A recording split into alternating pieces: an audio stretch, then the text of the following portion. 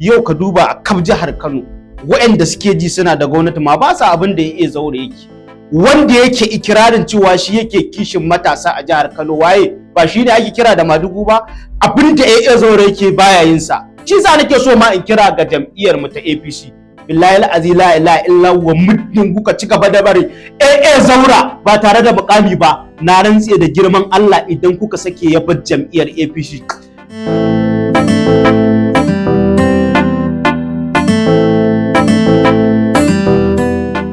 Babu abin da zan ce ga al'ummar jihar Kano, sai dai mu ƙara gode musu yadda suke ba wa jam'iyyar APC haɗin kai musamman matasa.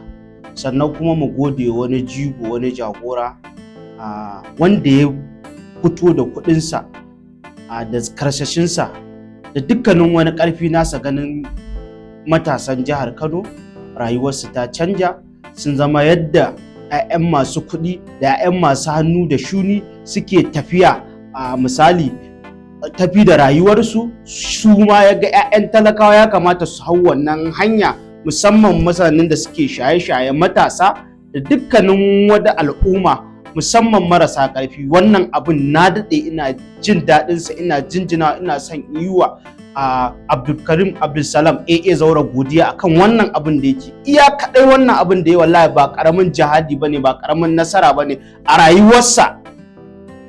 A ce iya wannan abin zai yi a tsawon rayuwarsa, wallahi wannan abin sai dai yi wa Allah subhanahu wataala godiya, kuma shi kansa ya gama dacewa iya wannan abin aka tsaya, domin wannan jihadi ne. Duk mutumin da ya fito da dukiyarsa ya zo ya ga wata al'umma tashi yake kishi, ya zo da kuɗinsa, shi ba wani mukami ne da shi bai ce zai duba ya ga ya za a yi a samu maslaha domin matasa su dawo kan hanya madaidaita. To amma Yusuf, wai Zaura ba siyasa yake bane? AA Zaura siyasa yake. To kuma sai an zo an yi kambama abin da yake. Abin da AA Zaura yake yi, yau ka duba a kaf jihar Kano waɗanda suke ji suna da gwamnati ma ba sa abin da AA Zaura yake, wanda yake ikirarin cewa shi yake kishin matasa a jihar Kano waye ba shi ne ake kira da madugu ba, abin da AA Zaura yake baya yin sa.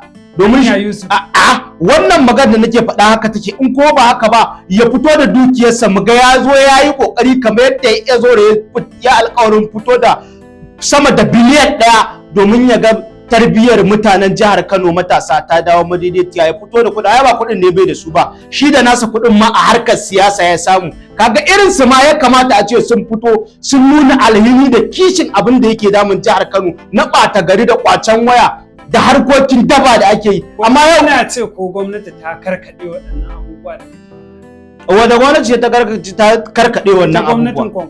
Gwamnatin Kwankwasiya kawai dai tana abin da take yi, amma yau a jihar Kano billahi al'azi la ilaha illa huwa harkar daba da har kai billahi al'azi ko jiya da kyar na sha karewa ma kenan. Ya kamata gwamnatin jihar Kano ma ta ƙara matsa kaimi akan wallahi wannan harkar ta ɓata gari na faɗan daba. Wallahi abin ya wuce inda kake tunani. Wai a ce an kwana tar ana ba ta kashi wai 'yan daba, amma an gaza kawo ɗauki. Yau ina jami'an tsaron mu? Duk da jami'an tsaro mun sani kuna iyakacin bakin kokarin, mun sani gwamnati ma kuma ko dai duk da ba ma son wannan gwamnatin, amma mun san iya dai bakin kokarin ta tana yi, ba za a ce ba ta yi ba, amma wallahi ta gaza. To amma ba masu hamayya ne irin su Zaura suke tunzura matasan ba? To ai ya za ka kawo wannan? Ai AA Zaura a jihar Kano mu fa matasa mu muke gode masa, duba da yadda ya fito ganin cewa wannan abin da matasa suke yi da ɓacin ransa da kishinsa da hawayensa, ya ce in Allah da sai ya ga ƙarshen wannan tashi-tashen hankalin